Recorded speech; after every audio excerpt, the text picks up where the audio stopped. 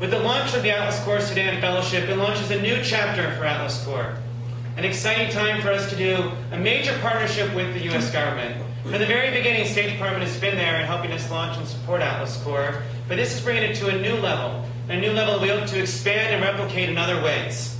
I'm really excited that Atlas Corps has been now added to this list of opportunities that are quite similar to the IVLP program or the Humphrey Fellowship or the Fulbright program. We want this to be another tool in the toolbox for the State Department, for Foreign Service officers around the world, to encourage people-to-people ties, to encourage civil society leadership development, and to find ways to bring countries and people together to address the critical social issues of our time. I agree with some of my colleagues that say it is leadership development that is the most effective way to address critical social issues. And no matter what issue it is our fellows are addressing, we believe that by developing them as leaders, by networking them as a community, and empowering them to go back home, we are fundamentally making the world a better place. Atlas Corps is now a community of 155 different leaders from 49 different countries, including Syria when he arrives tomorrow. Pretty excited about that one. They come for a 6 to 18-month fellowship to learn skills as part of a training program, but also to share their perspectives. This is a fellowship to develop leaders, where they come to learn and to serve and share their perspectives, build among the community, and head back home. Our fellows typically have between 2 and 10 years of experience, college degrees, they're fluent in English, about 2/3 have master's degrees, and 70% of our fellows are women. That's right, 70%. This, by the way, despite the fact that more men than women apply for our programs. You figure out that one. Last year we had 2,000 people apply to be Atlas Corps Fellows for only 50 positions. It's a prestigious, diverse network of some of the world's best nonprofit leaders. I was inspired to launch Atlas Corps when I used to work for the U.S. State Department. I served in the U.S. Embassy in India, helping coordinate the U.S. government's efforts to fight human trafficking. During those 2 years in Delhi, I had the opportunity to sponsor some anti-human trafficking leaders on an IVLP program, or International Visitor Leadership Program. And they came for 3 weeks. They visited across the United States to see nonprofits and meet government leaders and see how we in the United States fight human trafficking. They were even able to visit a nonprofit called the International Center for Missing and Exploited Children, which is doing some really innovative work in this issue. They came back to India, transformed with just 3 weeks of time in the U.S. Their eyes opened to a new perspective, new ideas, and new energy and enthusiasm to address the issue back at home. It crossed my mind, what if Indian nonprofit leaders or anybody from around the world had an opportunity to go for a longer period of time? Not just to learn at a deeper level, but also to share their experience and knowledge. You know, the amazing opportunity about 3 weeks is you get to see the United States and learn a lot, but it's kind of a short period to be able to impart your wisdom, your experience, your knowledge, figure out how the two relate to each other. Another inspiration that happened to me when I was in India was reading Thomas Friedman's book, The Road is Flat. Whether you like Friedman or read the book or not, you know the argument. It doesn't matter whether you're born in Bangalore or Boston, smart kids win. Well, it's true in the private sector. We saw all these people from India, these techies go to Silicon Valley to write code, or academics go to great universities to learn knowledge. Knowledge was spread across borders. We all benefited from the people-to-people ties. But what about the nonprofit sector? What about civil society leaders, development professionals? Well, at the time, for 45 years, Americans had gone to serve overseas, but with very few opportunities. A couple interesting exceptions, but very few opportunities for someone from overseas to serve in the United States.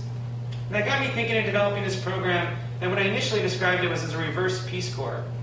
Although I described it as a reverse Peace Corps to a friend of mine in India, he's like, I like your idea, but why are you against peace? When I realized I shouldn't be a marketing guy. Stick to starting organizations. But there are a lot of structural challenges to this idea. The finances are very complicated, the visa is very complicated, even the whole structure itself. It is much easier for a white dude from Delaware to go volunteer in Bosnia in his teens or his 20s than it is for someone from Syria to come volunteer here, a doctor from Sudan to come serve an organization in the United States. There's all sorts of financial and structural issues to it.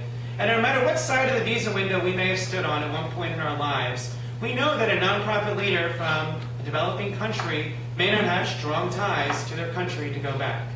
There are structural challenges that Atlas Corps is trying to overcome through this program. There is as I like to say, a market failure. But one thing that I knew at the State Department in my time at Ashoka was that all over the world there are talented people. In mega cities or in tiny villages, there are passionate people that want to make the world a better place. People with skills and ideas and a desire to change the world. Talent in this world is universal. But the opportunity to leverage that talent, the opportunity to take that passion, to take that skill and put it to work for the world doesn't exist in all places. So the third insight of Atlas Corps was how do we create opportunities for the most talented people in the world to make the world a better place. So that's when we launched Atlas Corps. I left my job at State Department to start Atlas Corps 7 years ago.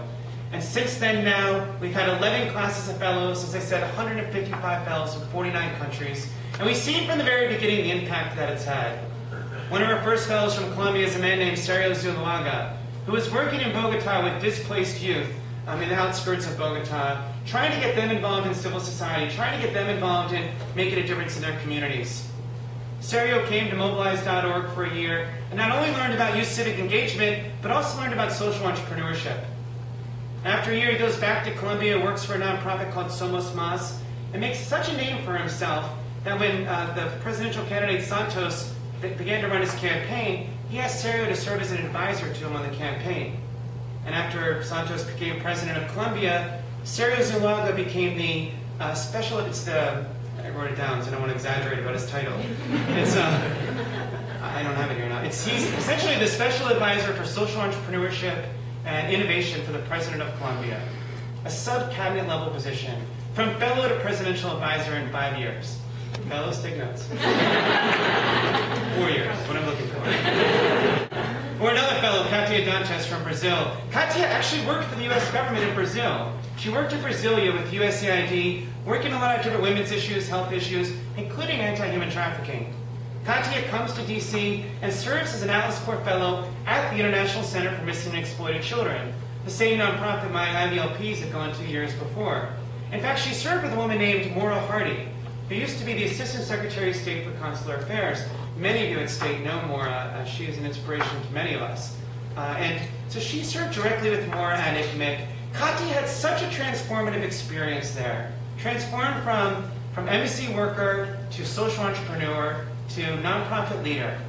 And Maura was so impressed by Katia that when she went back to Brazil, she opened up the first office for ICMIC in Brazil, working on women's issues, missing and exploited children issues back in Brazil. From U.S. government employee to Atlas Corps Fellow to CEO in just 2 years. We're seeing from the effect this transformative experience it has, that when we leave our home, when we leave our countries, when we leave our secure space and challenge ourselves to grow, even those of us that have been successful, we challenge ourselves to grow and to take on big issues, and we can kind of grow into those positions.